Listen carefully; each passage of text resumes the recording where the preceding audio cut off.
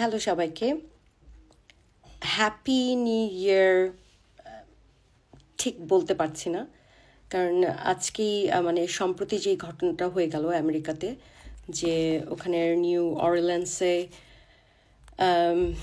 শামসুদ্দিন জব্বার নামের এক ভদ্রলোক, তিনি তার মনের হরষে গাড়ি চালিয়েছেন, যেটা ইচ্ছাকৃত ছিল। কিছু মানুষকে মারার উদ্দেশ্যেই তিনি এই কাজটি করেছেন এবং সে তার গাড়ি চাপা দিয়ে 15 জন মানুষকে হত্যা করেছেন। এর মধ্যে আবার 2 জন মানুষ আহত হয়েছে, যারা আবার পুলিশ ছিল। হ্যাঁ, সো ব্যারিকেড ঘুরে এসে সে এরকম মানে ইচ্ছাকৃতভাবে এরকম কিছু মানুষ মানে যারা জানতোই না, যে সকালবেলা হয়তো বের হয়েছে খুব খুশি মনে, যে হ্যাঁ কাজে যাচ্ছি, কিংবা একটু ফান করব, কাজ করছি, and it's part of life, হয়তো একটু ফানও করব, কারণ ক্রিসমাস ইভ বলে কথা, মানে বছরের একটা ফেস্টিভ্যাল, সেরকম সবাই সেরকম একটা আমেজপূর্ণ সময় থাকে। তো এখানে একটা মৃত্যু, এটা কিন্তু খুবই একটা বিভৎস একটা ব্যাপার।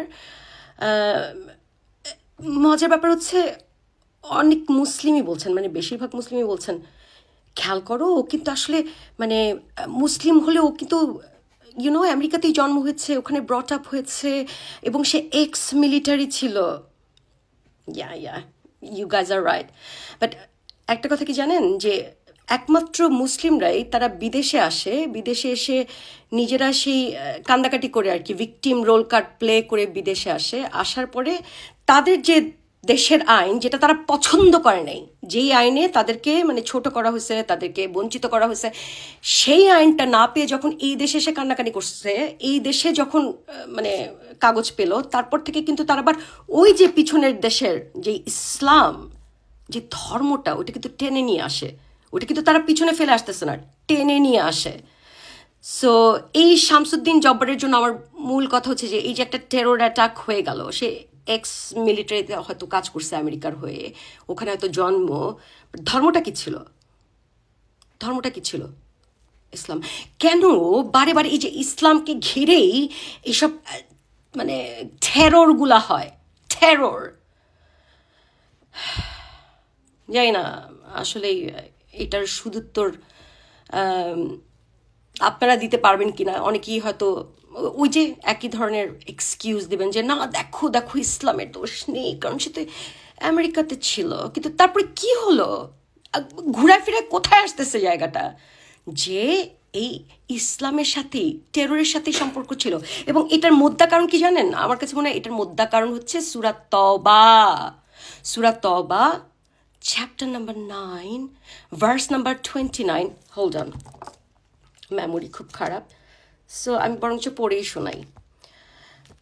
আবার বলি, সূরা তওবা চ্যাপ্টার নাম্বার 9 ভার্স নাম্বার 29, সেখানে বলা হচ্ছে, তোমরা লড়াই করো আহলে কিতাবের সেই সব লোকের সাথে যারা আল্লাহ ও শেষ দিবসে ঈমান রাখে না, এবং আল্লাহ ও তার রাসূল যা হারাম করেছেন তা হারাম মনে করে না, আর সত্য দিন গ্রহণ করে না, যতক্ষণ না তারা স্বহস্তে নত হয়ে জিম্মা নেয়। মানে হচ্ছে যে জিজিয়া কর যেটাকে বলে, মানে এটার কথাটা মানে বুঝতে পেরেছেন তো?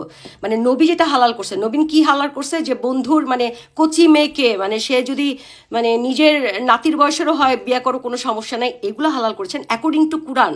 অনেকে বলবেন হাদিস মানেন না, বাট অ্যাকর্ডিং টু কুরআন এগুলো হচ্ছে তাই। আবার কি হালাল করা হয়েছে, যে পালক পুত্রের বউকে, মানে পালক পুত্র মানে কি, যাকে আমি আপন পুত্র ভাববো, এদের বউকে আমার বিয়ে করা যায়, এগুলো কিন্তু হালাল করছে। কিন্তু প্রেম করে ভালোবেসে কারোর সাথে আপনি আবার ভালোবাসাবাসি করতে পারবেন না, কিন্তু বাসায় যদি আবার দাসী থাকে তার সাথে করতে পারবেন। সো এইগুলো হচ্ছে নবী হালাল করছে। সো এই এই এই মানে এই যে চ্যাপ্টারটা বললাম, এই যে ভার্সটা বললাম, এই ভার্সটার মানে হচ্ছে যতক্ষণ পর্যন্ত না নবীর কথা প্রতিষ্ঠিত হয় ততক্ষণ পর্যন্ত তোমরা জিহাদ করো। এগুলা হচ্ছে তারই সিমটম, এগুলো তারই সিমটম ভাই। আপনারা কবে বুঝবেন ভাই? আপনারা কবে বুঝবেন?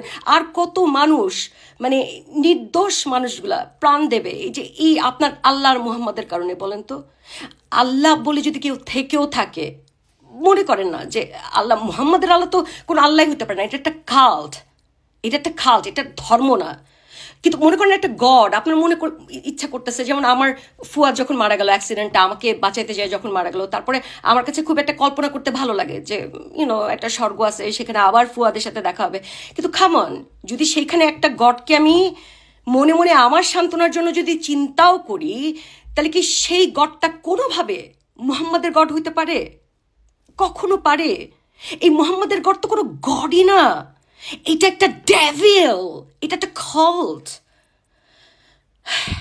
আশা করি বুঝবেন ভাই, ভাই বোনেরা এবং এলজিবিটিকিউর সব সদস্যরা একবার বুঝবেন, এবং আশা করি সেটার উপরে একটু একটু চিন্তা ভাবনা করবেন। ধন্যবাদ।